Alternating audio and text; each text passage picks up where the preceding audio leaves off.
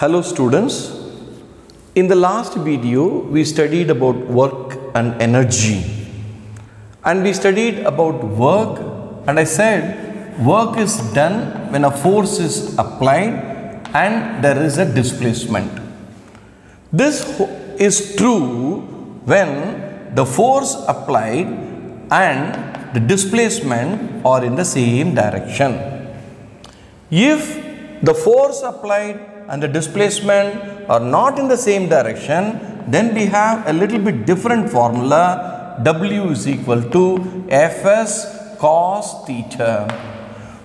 Theta is the angle between the force applied and the distance. Suppose if I apply a force in this direction and this is the displacement and this is theta, the angle.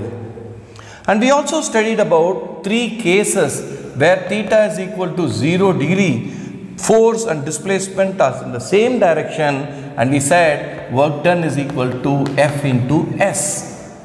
Now we take another case, theta is equal to 90 degree. Suppose the force and displacement are perpendicular to each other, that means the angle will become 90 degree, then work done will be 0. And also we studied about a case where theta turned to be 180 degree, where it is in the opposite direction.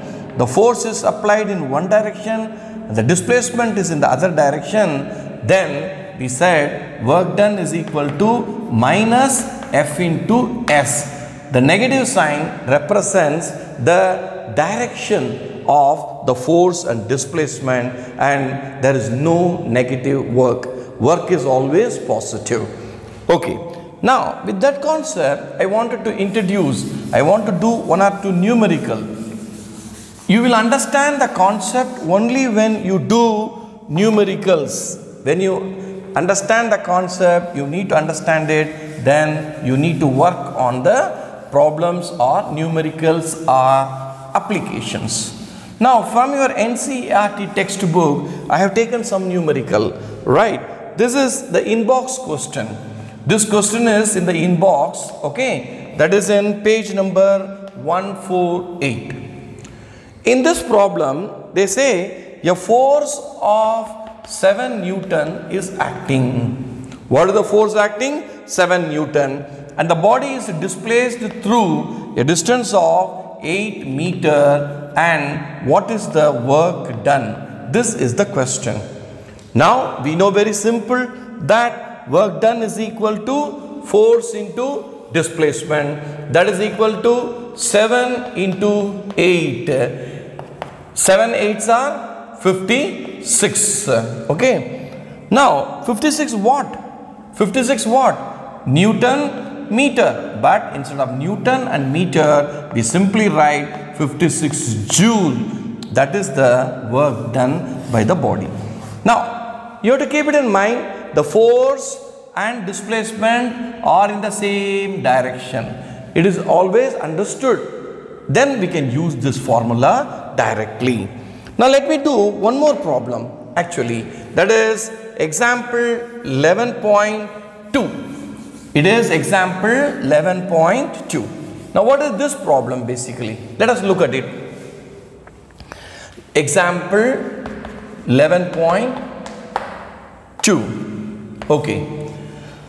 A porter lifts a luggage of 50 kilogram. There is a porter. Okay. Now, this porter is lifting a luggage. Let me say there is a box and he is going to lift this box. Now, how high is he lifting? Now, what is the mass of this body? 15 kilogram. What is the mass of the body? 15 kilogram. Let us take it more broadly. Mass of the body is 15 kilogram. M is equal to 15 kilogram. Then what will be the weight of the body? We know weight is mass into acceleration due to gravity. That is W is equal to M into G. Acceleration due to gravity. Every body on the surface of the earth or anywhere, it will be attracted towards the center, and that is called acceleration due to gravity. And here acceleration due to gravity is called g, and the mass is this. So we will take usually g is equal to 10 meter per second square. Though your book will tell 9.8 meter per second square, don't worry about it. You can take it as 10 also as a round number, so that you can solve the problem more easily. So what is the weight of the body? Weight is 15 into g is 10, which is equal to 150. 150 what? 150 Newton. Why is it Newton? Weight is gravitational force acting on a body. So what is the unit of force? Newton. So W is equal to weight of the body. Weight also is the force. What force? Gravitational force.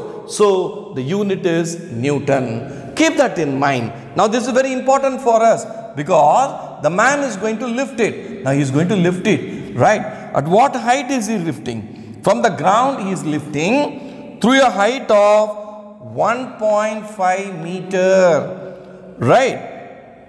Onto his head. He is bringing onto his head. Let us forget about bringing it onto his head. That is the next part. First let us bring it till here. Okay. So when you bring it till here, that means the height traveled by the body, which is going to be from the ground, is 1.5 meter. So what is the displacement? 1.5 meter. Displacement is 1.5 meter, and the work done, that is going to be, I did a small mistake here, not a mistake, it is actually small w you use it, and small w use it, because big W carries for work done. So you will make a mistake as I did now, and I said that the weight of the body is gravitational force, or F is equal to weight of the body, which is equal to 150 Newton. Symbols are very important. Sometimes we may get confused between small w and capital W. We use the same symbol, you may get into trouble sometime, right? So S is the displacement, and weight of the body, which is the force, gravitational force, which is equal to 150 Newton. Once you got these two, then what we do, we have to, again I did a small mistake, that is small work done, weight, small w. So work done is equal to force into displacement. Now what is the force? 150 multiplied by displacement 1.5. Never bring the unit into the numerical. At the end we can write it, which is equal to 10, and this point goes. So I got 15 into 15, that is 15 15s are 225 watt. What is the unit? Work done, joule. That's all. So work done is joule.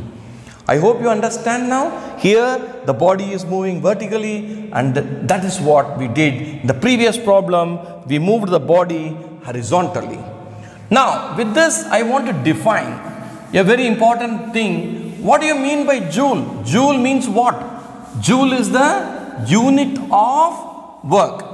Now what does that 1 joule stand for? How do you define the unit joule, that is 1 joule? How do you define it? Okay, I am going to define it very simple way. Take a horizontal surface, take the body here, fine.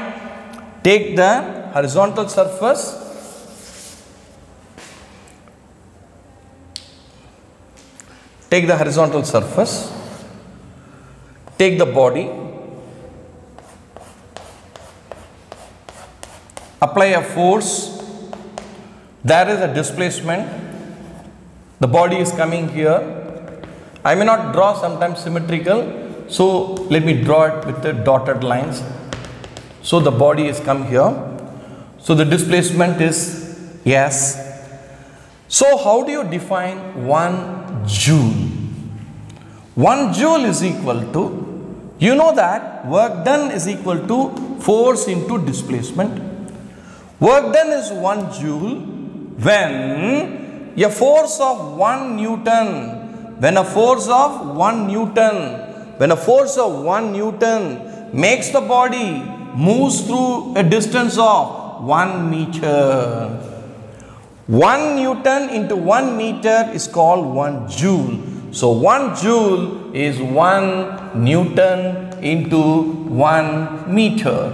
In order to not write simply Newton meter, we have got to remember the scientist Joule. So the name J we are using here, that is the we define. So definition of Joule is when a force of 1 Newton acts on a body and moves it through a distance of 1 meter, then the work done is 1 joule.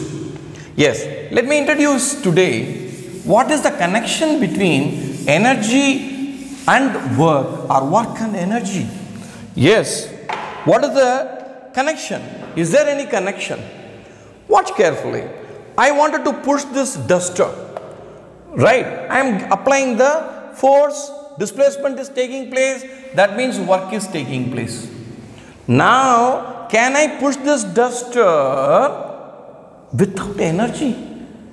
If I don't have energy, if I have not taken my breakfast, or if a machine does not have energy, you don't supply petrol to, for example, a car, how is it going to move? So you need energy.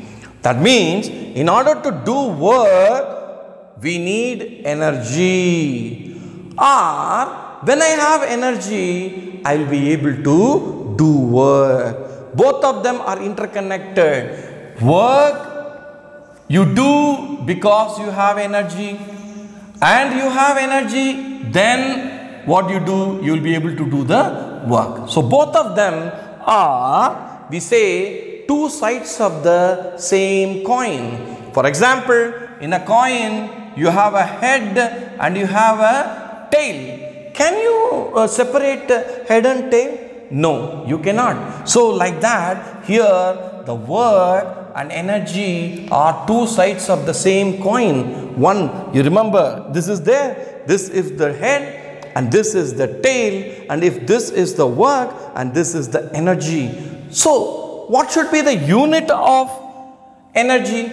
We know unit of work is joule. So what should be the unit of energy? Energy unit also is joule. You should remember a famous scientist by name James Prescott Joule. Okay, James Prescott Joule did a lot of experiments connection between work and energy in the initial time, and that is why, in order to remember the scientist, we have joule as the unit of work and energy. So we define today, what do you mean by energy? Energy is the ability to do work. Energy is the ability to do work. We have the capacity to do the work, right? It's very simple, and you know that there are different types of energy. Energy is of different types. You all know that. For example, light energy, right? Now I am talking to you, that is sound energy, right? And you know the electrical energy, and you know magnetic energy, and you have muscular energy, muscular force actually, right? Or we can say mechanical energy, and we have heat energy and nuclear energy. Endless different forms of energies are there. So many forms of energy are there. Sun energy, that is solar energy, wind energy, water energy. In the hydel dams we use it. Geothermal energy. Energy are different forms, but they all have only one unit, that is joule. Joule is the only unit. And now in our chapter here, we are going to specifically focus on mechanical energy. We are going to study about mechanical energy. Mechanical is nothing but machine we talk about, or generally the term is taken from that. Now there are two types of mechanical energy, and one is called kinetic energy and another is called potential energy. There are two forms of energy. One is kinetic energy, another is potential energy. Together we give the name for it, mechanical energy. In the next video, we will study about kinetic energy, make a derivation of it, and potential energy and make a derivation of it. And by the time you try to recollect the three equations of motion, V is equal to U plus AT, then S is equal to UT plus half AT square, then V square minus U square is equal to 2AS. Recollect these three equations of motion because we may be applying or we will be applying in deriving this energy forms. Okay, I hope you understand the basic concepts, and in next video we will see. Thank you so much.